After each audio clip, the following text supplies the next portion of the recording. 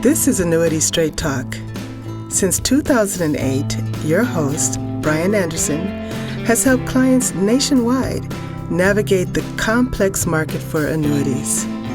With Bryan's assistance, hundreds of clients have achieved a profitable and secure retirement.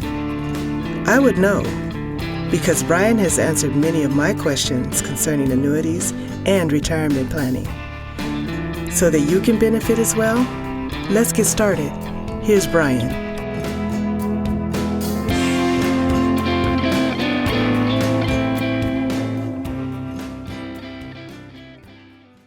Hello and welcome everyone to the Annuity Straight Talk podcast, episode number 75. 3/4 of the way to 100. My name is Bryan Anderson, founder and creator of AnnuityStraightTalk.com. Over the years, have written hundreds of pages of content, answering your questions, explaining annuities, uses of annuities, the different types, how they work. I'm here to answer more questions and clear a few things up. If you have a question, ask me. This podcast, number 75, Say No To Annuities, is based on a comment I got a couple of weeks ago from someone who read the newsletter. Talk about it a little bit, and I thought it was interesting. It was kind of funny. I think I said this a couple of weeks ago. I was doing one, and it took 4 words for this guy to inspire me to write 1,200 word explanation that I thought would be a good, good exercise for everybody out there. Anybody who's new to it, and anybody who's been around for a while. I got a pretty good sense of humor. I can take it. Give me the heat. Tell me what you think. The bad stuff is like, it's enlightening. That's how I learned a lot of these things. Is I didn't always, see annuities in a good light. They're not always the best thing. And that's where the negative comments give me more fuel than the positive ones. It's how I learn things, but it's the opportunity to educate people, set the record straight where needed. Yeah, and I might learn something new. So I'm curious. Some people have viable reasons for not liking annuities. Definitely a fair share of people fell for the wrong sales pitch. There's a lot of people, though, they have a bias. They've got negative feelings about annuities. It's just a bias based on somebody else's opinion. Or in the financial services industry, it's competitive positioning because they want you to buy something else. So I'm not sure which one this was, but the most recent negative comment, again, now. It's on the title of the podcast. It's in the title of the newsletter. There's a newsletter I wrote along with, so you can do both. You can read it if you like to read it. Some people complain about the videos. I don't want to watch a video. So I do what I can to put it in as many formats as possible. But it said in all caps, say no to annuities. I copied it from the email because I didn't want to count all the times he typed S. But it's all caps. It means he's yelling it to me. I think. That's the way I think we're supposed to take it. But it's like, I just kind of laughed. I said, okay. When somebody signs up on the website, it's like, okay, it's here to learn something new. You don't have to agree with me. I'm not trying to sell everybody an annuity. I'm trying to educate. And believe it or not, this market is deep enough that it's taken me a 20-year career, to get this going. And as a matter of fact, this will be released on the day of my 20th anniversary of having an insurance and securities license. Pretty cool, huh? I didn't even plan that. I just looked at the data like, oh, crap.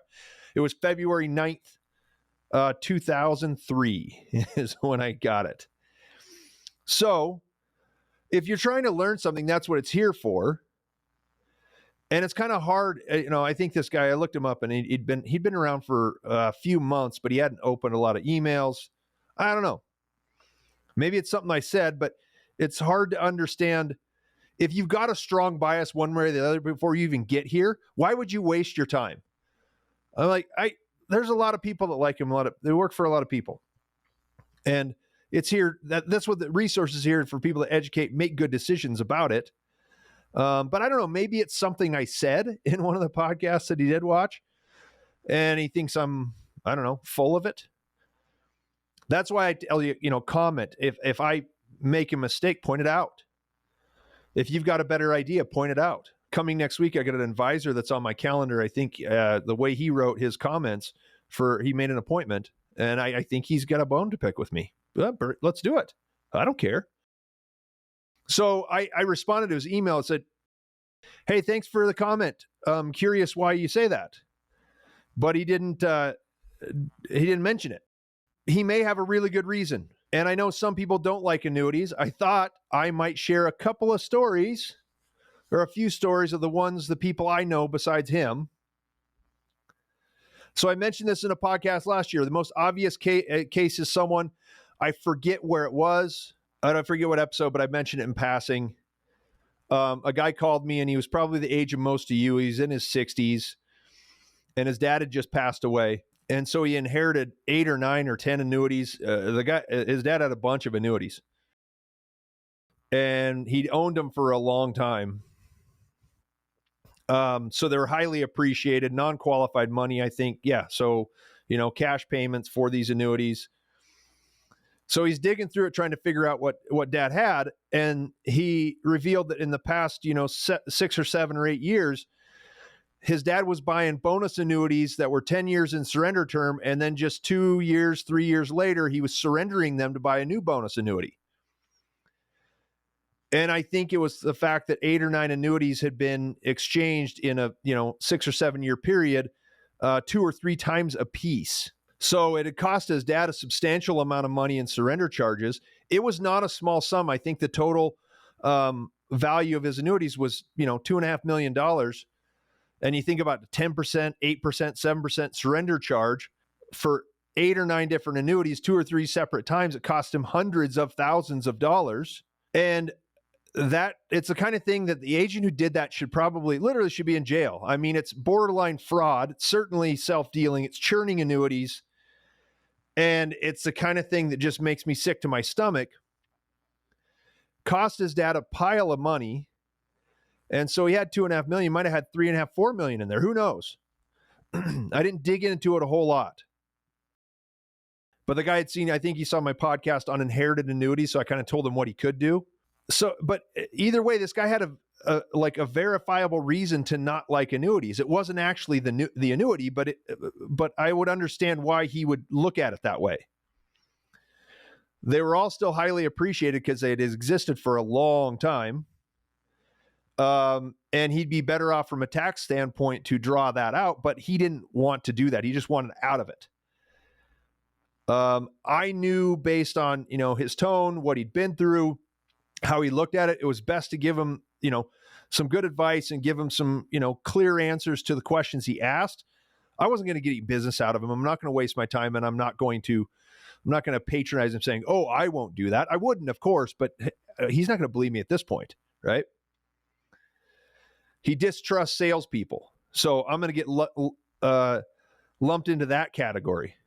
So his dad should have said no, but trusted the wrong person. Dad didn't say no, the son's going to. Fair enough. I understand why. And you probably do too. So everybody sees the ads out there. We talk to a lot of guys that at least talk to Ken Fisher. He's the obvious one.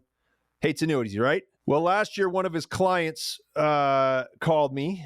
He was around 73, 74 years old. Really didn't want that much risk. He said, he's like top of the market. Crazy idea. Wow, I got all this money and my portfolio's really run up a ways. Maybe I should take some risk off the table, and I don't know. Crazy idea. An annuity might work, right? It's a good place to put money in a bad market. Protect it. Make sure you don't lose it. So he was in his 70s. He had to take required minimum distributions. It was all IRA.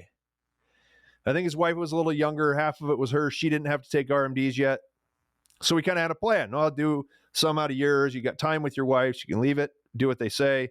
And I wrote a podcast. This is probably about this time last year. It's called Why Not an Annuity? Look it up. I did that on his case where we could prove growth was the same or actually better if he had 25% of his assets in an annuity. Because he was withdrawing money, because we reduced volatility. Okay. I found some numbers and some advertisements from Fisher Investments. I think I'm going to do a deep dive into it this week or the next. And I'm going to rebut some of the things he says.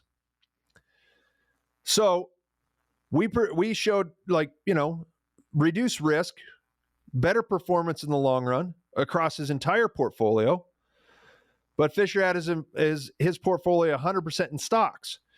I've never seen a single model in my life that suggests a risk-averse 73-year-old should be completely exposed to the stock market. Now, if you're out there and you think that's appropriate, you tell me.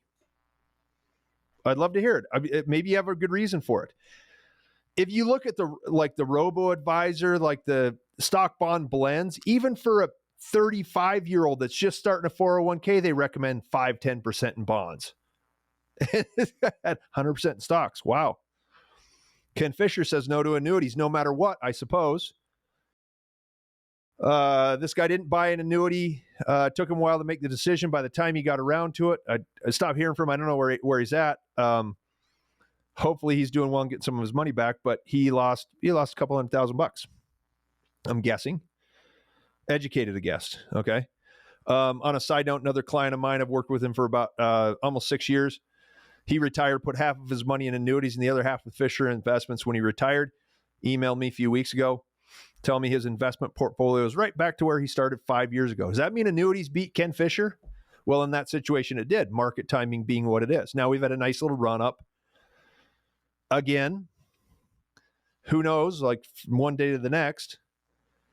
But that's another example of, well, you accept the risk of loss in the market, and eliminating that volatility actually produces better results over time. So if he had put all of his money with Fisher, he probably lost even more.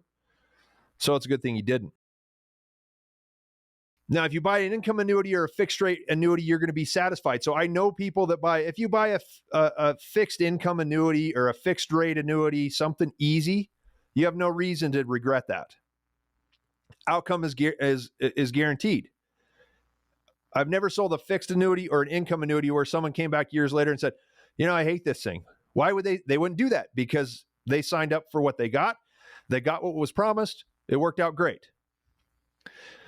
Index annuities, variable annuities. I talked about the index annuities last week. They have the promise of safety, but no promise of yield. Variable annuities fluctuate up and down. Index annuities, baseline 0, upside, who knows?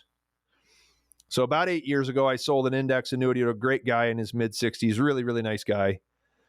He wanted to reduce the risk. It was about 20% of his portfolio, nice chunk of money. He had some money. It was 2015. If you don't remember, that was a previous low of the interest rate market. 10-year Treasury was paying about 1.5%. It was a miserable time to be a retirement saver. That's when I really pushed into the bandwagon of index annuities because we could project higher growth. Nobody was buying 2% bonds. Nobody wanted 2% fixed annuities. The initial projection on his index annuity, it showed about 4.25, something like that. At the time was really good for safe money. Wow, okay, I'll give up. I could get a guaranteed 2, but I'll take a chance at 4. That's the point of the index annuity. Do you want to do better than the fixed rate but don't want to take the risk? Then you do the index annuity. That would have been really good, safe money at the time. He bought the index annuity, bumped along over the years, had some good, had some bad. 7-year contract, came out of surrender December 2021. He started with around 300,000. He took a nice withdrawal, maybe once or twice, ended up with about 400,000.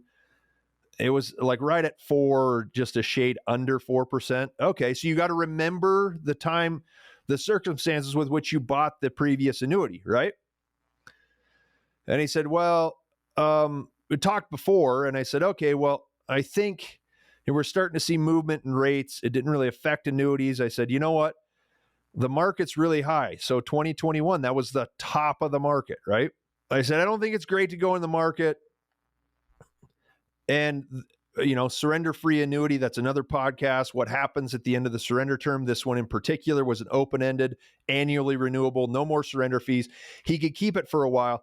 And I told him, I said, well, maybe you want to, I don't care what you want to do. I would just hang on to this a little bit because we're in an uncertain time period and your money's fully liquid no matter when you do it. I'd wait 3 to 6 months just to see what happens, right? His wife put pressure on him saying, well, look how well our other investments did.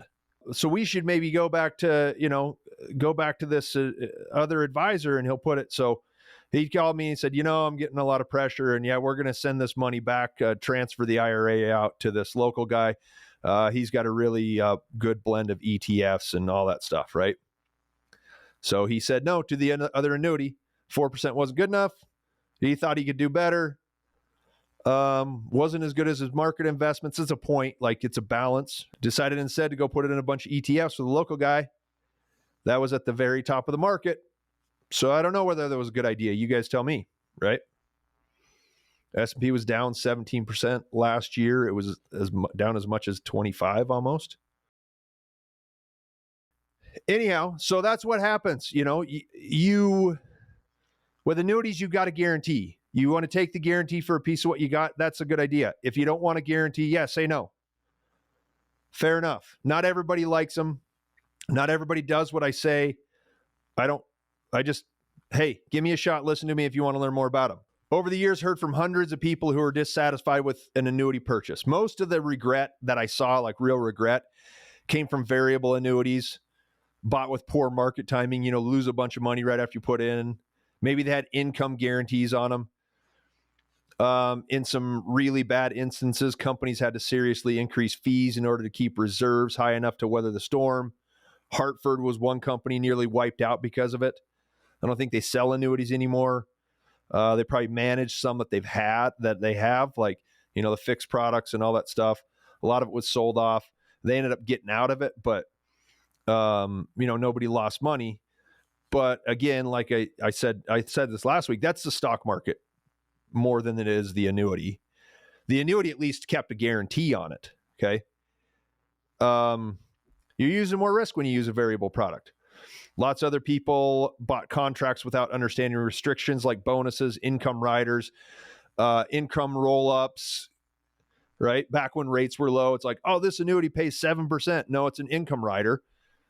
It's like Social Security your income increases by 7% every year. Your money's not growing at 7%. Oh, I didn't know that. Yeah, no, your money's not growing at all. That's one of the biggest reasons I started the website, because they're not sold the right way. It's not sell at all costs. It's about education. You get to decide whether you buy an annuity, and I'm going to be pretty fair about it when I talk to you. I say no to annuities more than yes because of circumstances that are unique to each customer.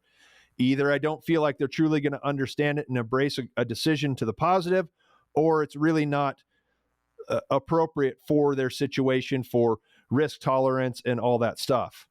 A lot of it's born of distrust. People just can't get over the hump. That's fine. 1 in 10 of the people I talk to, I think I did the numbers. I would say 2 to 3 out of 10 people I talk to, I recommend, I think annuity is the right thing to use. Out of 1 in 3 of those people will actually buy one. A lot of phone calls. It's hard to issue a blanket statement, say no to annuities. If you're going to mark them all with a negative review, then you're doing an injustice to anyone else and yourself more than anything. Because like I said, it doesn't bother me if you don't like them. It's too broad a category. Annuities in general. 75 podcasts about annuities. I've barely touched on the same thing. A couple times I've touched on the same thing more than once. I try to remind you of other podcasts back there. There's too many useful ideas to just say generally that's a bad idea for everyone. Surely if someone were to write a book about why you should say no to annuities, they're going to end up, if they do an honest research, they're going to find even more reasons to say yes. So you be objective. Spend some time educating yourself so that you can say yes or no with confidence. I did the work so you don't have to. If you need to know where it is, you let me know. I'll point you in the right direction. I hate to say go back and listen to all the podcasts. There's 75 of them now. And it wouldn't be fair. And there's a lot of things that are not relevant to your specific situation. So a lot of my meetings right now, I'm giving people like 1 or 2, maybe 3. Hey, go listen to these, especially someone coming in right now. Hey, this is the first one you listen to. That's why, the podcast page on the website, or it's on YouTube. You can scroll down. You can scroll down on your phone, on your podcast app, all that stuff. But I'm here to help you out and educate you so you can make good, confident, sound decisions. My name is Bryan Anderson. You can schedule a call with me by calling 800-438-5121 or schedule an appointment using the button at the top right corner of any page on AnnuityStraightTalk.com.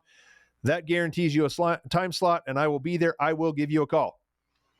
I don't like no shows. If you're not going to show up, just don't show up. I had one guy cancel an appointment, fine. But like two this week, somebody just didn't show up. And it's okay if you're late. You got other things going on. I usually I'll leave a message and wait, 5-10 minutes. Most of the time people call me back. Hey, sorry, I was on the phone doing something. That's okay. But respect my time. I'll respect yours. Anyway, but I'm here. You can get a hold of me. So episode 75, Say No to Annuities.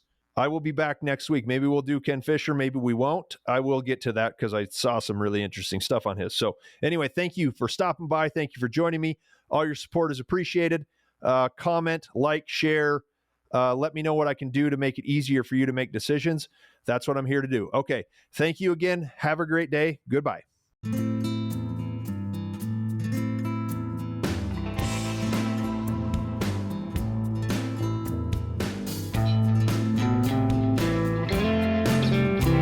You have been listening to Annuity Straight Talk.